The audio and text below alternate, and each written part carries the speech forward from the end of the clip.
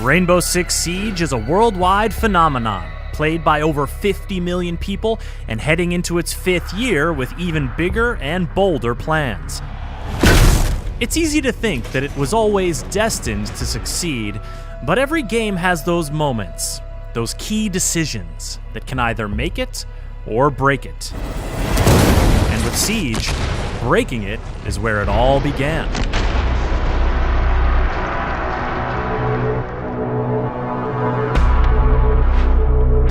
When this iteration of Siege started, it started with Xavier Marquis working with a team that was making the destruction engine. So the only prototype they had was a prototype of destruction. So the first premise of making Siege was built around destruction. I think we would have cut everything but the destruction. Level design wanted to have half of this wall destructible, half of this wall non-destructible.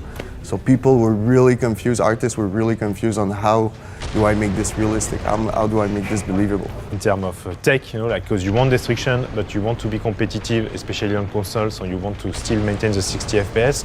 Usually those two things are mutually exclusive. But in Siege, we're like, hey, you know what, we want both. So there's a lot of constraints that stacked up. I don't remember any moment where we felt like destruction would be impossible, but there were a lot of just, gauging how much can we do this. The first tournament at Ubisoft, I think it was the first tournament at Ubisoft ever, when we realized that one bullet was making one hole and you could get shot or kill someone from an unseen place. It was perfect. Destruction brought a lot to the game. It made the game, in fact.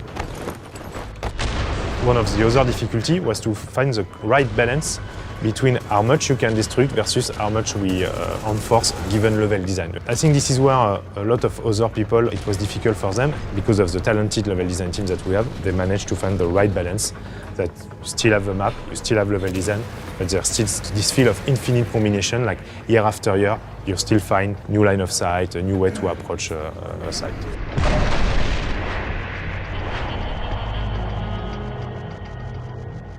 Sledge, Caveira, Ash, Thermite. These names are synonymous with Rainbow Six Siege, but these unique operators weren't always intertwined with the game's DNA. So they had some internal tournaments, and they had a lot of tournaments. Since those tournaments were open to anyone in Montreal, I participated, even though I wasn't for honor. But at that time, it was a class system. And I remember the day they took the decision to move from a class system to a unique peak operator system. A lot of core shooter people were like, oh, this is crazy, this is the worst decision ever. What is this game? A shooter where I can choose my weapon, people really didn't understand. It took a lot of time and convincing too. It took prototyping for sure, and even like that, it was difficult because I think the whole concept of having operators or heroes only starts showing its potential when you have enough of them for the whole choice thing to start being meaningful. So Xavier Marquis came with the idea of having Operator Day. He wanted everyone on the team to contribute. So I gathered all level designers in a room and split them in a team, and they had to come up with 3 different operators. Which one I remember, there was an architect on the team. He designed the first iteration of Castle, how to reinforce doors, how to reinforce windows and everything. I think that's the strength of this idea. It's not just a gameplay thing. It is for sure a gameplay thing first, but it's also this whole universe potential behind it is immense.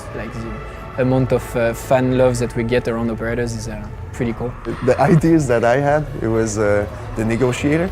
He speaks in a speakerphone and he says, think of your mama, and everybody starts crying. So they don't see it. So to me this was the kind of operators I would see. But no, now they're way better than that idea. I like that. Rainbow Six is a franchise built on taut action and tense combat encounters, which, historically, have played out in single-player campaigns. For Rainbow Six Siege, creative director Xavier Marquis wanted to write a different story. yeah, Xavier decided to go to the HQ and like present a project that was completely multiplayer focused. And I think it was scary for lots of us. All the prior were all narrative driven. Focusing on PvP was really stressful, even for Ubisoft game. Like there was no game at that time, if I recall, that were only PvP driven from Ubisoft. So having this was a huge guts move from the team. So I think this was kind of scary for a lot of us. We had doubts of, okay, is this actually gonna fly by? Like, are we gonna get validated or just gonna get killed because of that? So it was scary. It's not just convincing the people at HQ. It's like so many actors that revolve around the game production. Like you have every people around business and marketing, people who are used to sell games a certain way. It's not easy, like for sure, convincing all of these people that this is a good way to, like this is a good strategy for this game. It was very, very clear that we were making choices. And I like that. I like having the courage of making choices. The full effort of the team was concentrated on the PvP. Not having to develop AI or characters behind or even support a narrative throughout the layout. It was super important to help us release great content, strong content.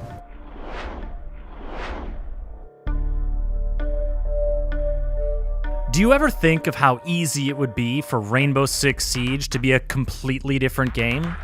One word, respawn, could fundamentally alter the game as we know it, and it almost did. I know someone at Ubisoft with a very high creative position who said, oh, this is the first thing that's going to get cut when this is playtested at HQ. The first thing that they're going to cut is this. And I'm really happy that he was wrong, but it gives an idea of how people felt about it. Like it felt like something that would never pass the gates, would never be validated. When we started playing with no respawn, the way that people moved, looked around them, like listened to what was happening, everything changed immediately. We could see that the relation we had with our character and our surrounding was completely different. The moment where you start to hear the explosion, everything shake, and it's insane. I had a feel of, okay, I'm in a movie. You know, like I feel this moment of, oh shit, everything, and the tension was insane. And I was like, if I knew that I were able to respond, I would probably have just, sprint around, exploring the map, maybe get shot, but I don't care, I come back and stuff like that. Where here, I have just one life. You know, like it's matter, it creates instantly the tension that they were searching for. Super decision. We have new people that come, want to say like, well, we love Siege, but we want to make it even bigger and stuff like that. The first element that come back is that, okay, we should have respawn, because then you will see it's easier for newcomer, it will be appealing for more people and stuff like that. And every time we have to go back and explain why it's a fake good idea. You see what I mean? Like, because yes, clearly, and I won't deny that, games with respawn are more accessible by nature. It's maybe more appealing, less scary and stuff like that, but also the taste and the experience that you have is not with the same intensity, so you don't come back as you come back on Siege. Rainbow Six Siege is now played at a professional level by players around the globe who compete for glory and lucrative prize pools on the world stage. But how do you take your game from development and launch to the grand stage of esports competition? The answer is, you don't do it alone.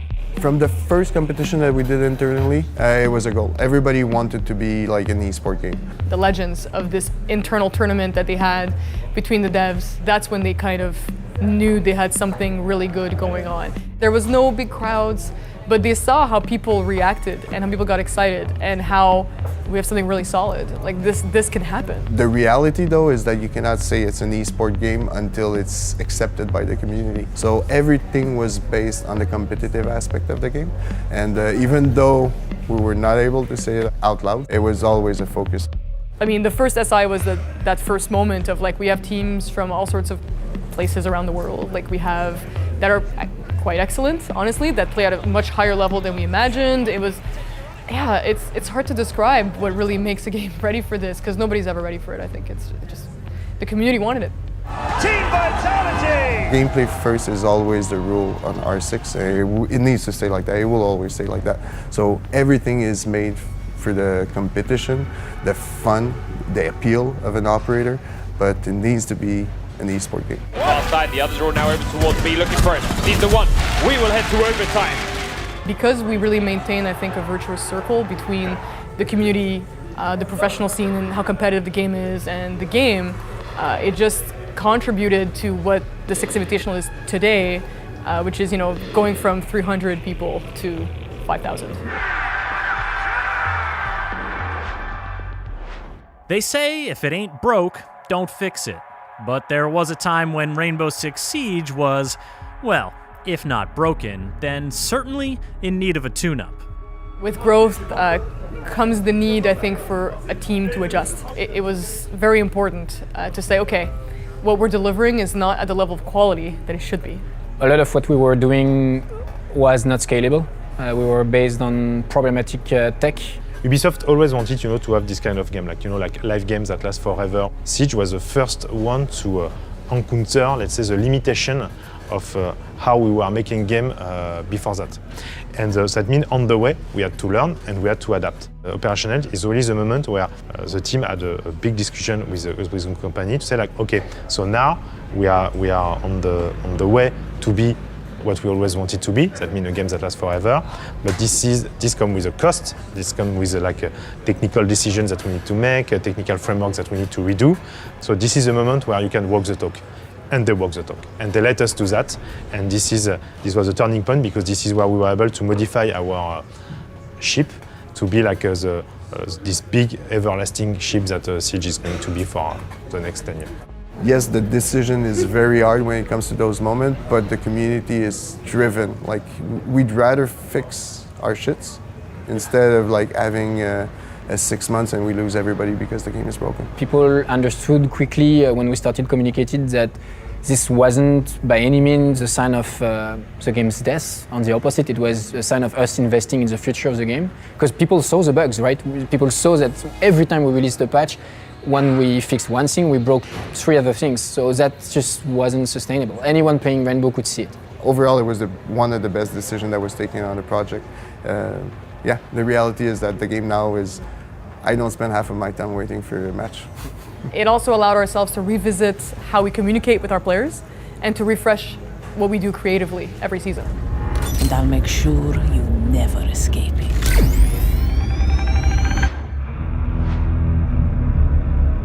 We are talking about the things that won, but there were also some other stuff that didn't won. They had to make some concession to be able to build this game and ship it in time and stuff like that. And what is coming in the near future is a realization of this vision, of this premise. And I will give you a concrete example. If you look at the prep phase of this game, from a design standpoint, you can see a promise. This is a moment where I will be able to get some information and build a strategy around. When you play Siege, you can see for technical constraint, technical reason that typically you already have committed to your operator before doing the prep phase. Why? Because first you choose your operator and then we have to load them. So we load the operator, you play the prep phase, you get the info, but you can do nothing because you're already committed to your plan. And to me, this is one of the things that we want to change. The prep phase, we want to give you opportunity to really adapt your gameplay and your plan based on the information, based on the information that you gather during these phases. And it's, in a way, it's something new because clearly it will change the gameplay. But if you think about it, it was here since the beginning. Even in the name, prep phase. It's just for technical constraint. There's a lot of reason of why we ended in this situation. But now, after 4 years, it's time to reopen and to finish to execute the vision of Xavier Marquis. This is, to me, the future that is coming.